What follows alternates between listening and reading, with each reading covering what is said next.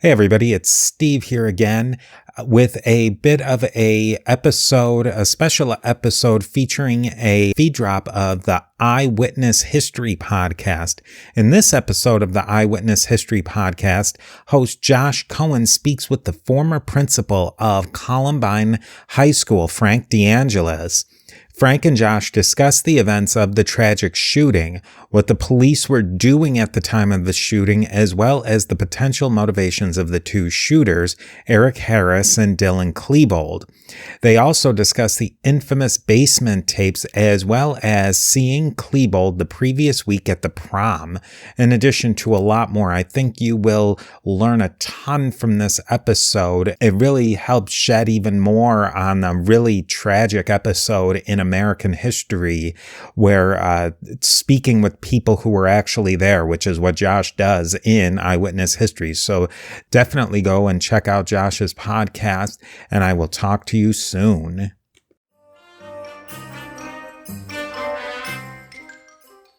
Let's jump right into it, Frank. Walk me through, please, then, April 20th, 1999. Where were you and how did you find out that there was something wrong? Yeah. Well, on April 20th, a beautiful, beautiful Colorado spring day. We have snow, but we have sunshine about 300 days out of the year. And it was one of those beautiful days. But I didn't start out at Columbine. I actually started out at our students were future business leaders of America were receiving awards. So they invited me to be there to, congratulate them. So I'm late getting back to Columbine.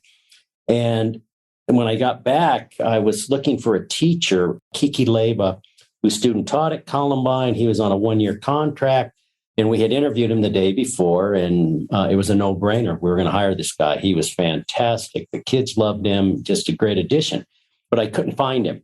And all of a sudden, when he came to my office, it was right at the beginning of A lunch. And we had two lunches, A lunch and B lunch. So I'm late getting downstairs for A lunch. Well, I'm sitting in my office and getting ready to talk to Kiki. And to this day, I'm not sure if I ever offered him the job. And we kind of laugh about it now, but he's still working at Columbine 23 years later. Wow. But the reason being is before I could offer him that, the job and welcome to the Columbine family, Rebels for life. We're Columbine Rebels. And my secretary comes running towards the door. And I remember it so vividly. There was a little window just literally face planted there. And I knew something was wrong. And she opened the door and she said, "Frank, there's been a report of gunfire, bombs exploding, and it's not registering." I mean, I had been there for 20 years. I could count on two hands the number of fistfights we had. And so the first thing I'm thinking, it has to be a senior prank. We're about a month away from graduation. And so run out of my office and tell her to, call police 911. And mind you, 23 years ago, the only drills we did in Colorado were fire drills. And now you look at all the drills that the kids are learning from the time they enter elementary school, run, hide, and fight drills, secure the perimeter line. We never had any of that. We did the best we could. So when I ran out of my office, Kiki went down one way, I went the other. And as soon as I came out the office, on my office doors, my worst nightmare became a reality because I encountered the gunman. And I remember it so vividly, and everything just seemed to slow down. And later, what I learned was you go through something called fight, flight, and freeze. And I went through and I thought I walked out very calmly, but I remember very distinctly what the gunman was wearing: baseball cap turned backwards, white cutoff T-shirt, black vest, boots. And I just remember the shots being fired and glass breaking behind me. And all I kept thinking about, and it just slowed down, and all I kept thinking about it, what it was going to feel like to have a bullet pierce my body, because I had never in my life encountered anything like that. And so I thought I walked very calmly, but I actually sprinted towards the gunman.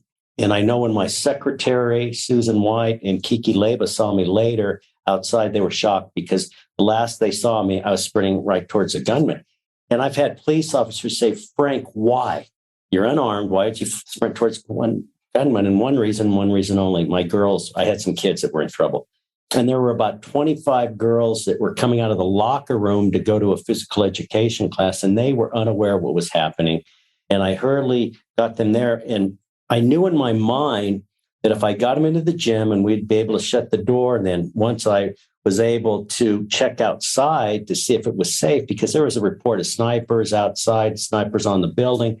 I said, once I got them outside, we'd be in a safe place. Well, everything was going as planned. I'm keeping them calm. And then all of a sudden I pull on the gym door and it's locked and we're in trouble. And the girls are screaming, the girls start praying, and literally the gunman is turning the corner. We hear the sounds of the shots getting closer, the boots on the ground.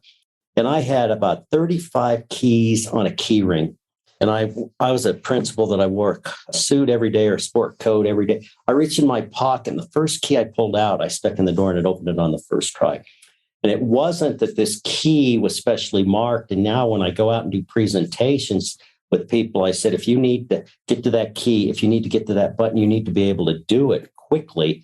This key was not specially marked. It was just mingled in with all the others. And I was so fortunate to be able to do that on the first try, because if I didn't, more than likely, I wouldn't be conducting this interview and those girls would have died. And it was several years ago, Columbine girls softball team was playing in the state championship. And so I'm at the game, and all of a sudden a young lady comes up to me and I recognized her. She was one of the girls with me on April 20th. And she's crying, I'm crying, get pretty emotional. And she spins me around. She said, Mr. D, do you see that girl there in right field? I said, yeah. She said, thank you for finding that key, because that's my daughter. And if you didn't find that key, she wouldn't be playing in this game. And it got very emotional. And so it was from there, I immediately went outside. And the thing that's so disturbing, and there's no one to blame, but it was a protocol at the time to secure the perimeter. Right. And we had a school resource officer that was exchanging gunfire, and he was being told that you can't go in until the SWAT team arrived. And that was one of the most frustrating things in talking to the 300 or 400 people that were trapped in the building. They were being told help is on the way. And all of a sudden, all these officers are arriving, paramedics are arriving, but no one's coming in the building. And I got outside and I was actually helping the police officers draw floor plans.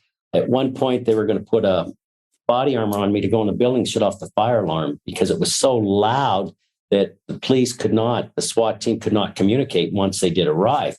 And so by the time the SWAT team got there, it was about 58 minutes after the original shots were fired.